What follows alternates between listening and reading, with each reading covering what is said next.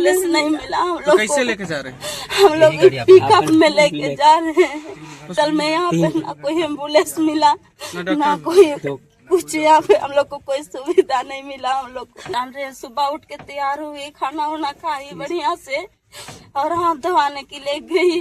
उनका जो था एकदम स्टार्ट नहीं हो रहा है और एम्बुलेंस भी उन लोग हम लोग को नहीं दिए। वहाँ हम लोग को पिकअप लिए थे, उसी में लेके गए थे, उसी पिकअप से हम लोग गुमला लेके आए।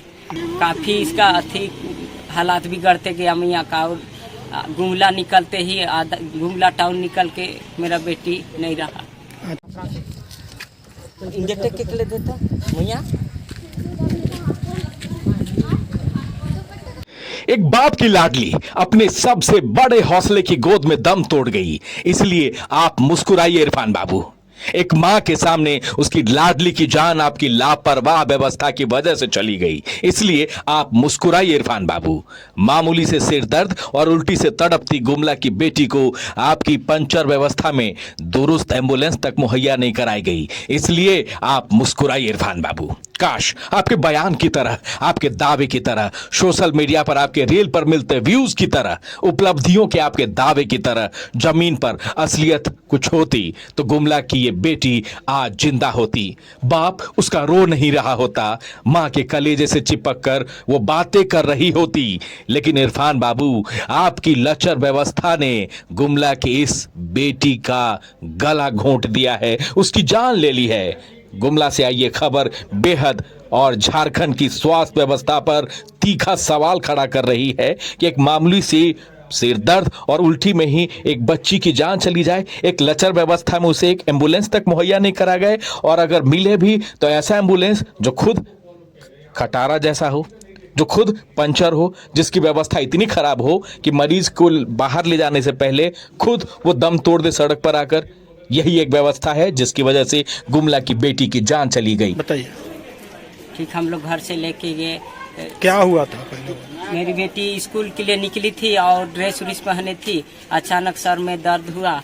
दर्द होने के बाद में सिर फट रहा है जैसे लगा, फिर नस सब मुड़ रहा है। उसके बाद में हम लोग हॉस्पिटल लिए, सरकारी हॉस्पिटल, चैनपुर का सरकारी हॉस्पिटल। उस जगह हम लोग देखे, बोले कोई लोग ऐसा देख नहीं रहा है। और हम एम्बुलेंस का बात किए, एम्बुलेंस भी जो बात किए तो एम्बुलेंस भी उनका जो था एकदम स्टार्ट नहीं हो रहा है और एम्बुलेंस भी उन लोग हम लोग को नहीं दिए। वहाँ हम लोग को 1-2 घंटा रुकना पड़ गया और बच्ची सीरियस हाल में होते गया। और एक पिकअप लिए थे, उसी में लेके गए थे, उसी पिकअप से हम लोग गुमला लेके आए। गुमला लाने के बाद में भी यहाँ बहुत लेट हुआ, ऐसा कुछ कार्रवाई नहीं हुआ। और बहुत देर के बाद उन्होंने लिख दिया थी रिम्स के लिए रेफर कर दिया। तो उसके बाद काफ़ी इसका हालात बिगड़ते गया मैया का। और गुमला निकलते ही गुमला टाउन निकल के मेरा बेटी नहीं रहा।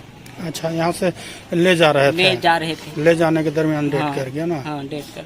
और वहाँ अरे किस काम का आपका 300 करोड़ का आपातकालीन एम्बुलेंस वाला टेंडर?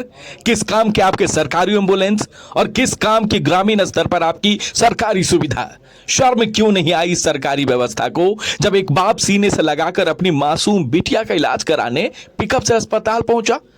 गुमला के चैनपुर सामुदायिक स्वास्थ्य केंद्र ने तो इस बच्ची पर रहम तक नहीं की।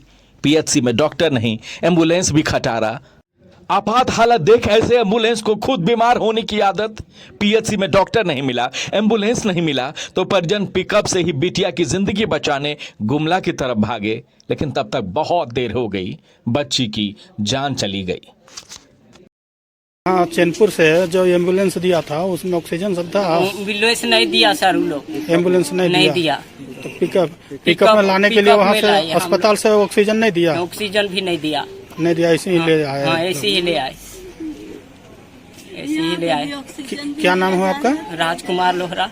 बेटी का क्या नाम था? शिवानी कुमारी 9th क्लास में पढ़ती थी, स्कूल के लिए भी तैयार हुई थी। घर कहाँ है? हाँ, घर कहाँ है? घर चैनपुर है।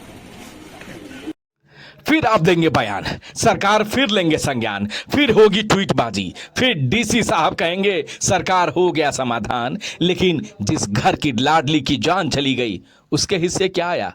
बस आपका मरहम, आपका मुआवजा। साहेब, ये मौत नहीं, सीधे लफ्जों में कहें तो मर्डर है, और कसूरवार सिर्फ और सिर्फ झारखंड की स्वास्थ्य व्यवस्था है। इंजेक्टर के लिए देता भैया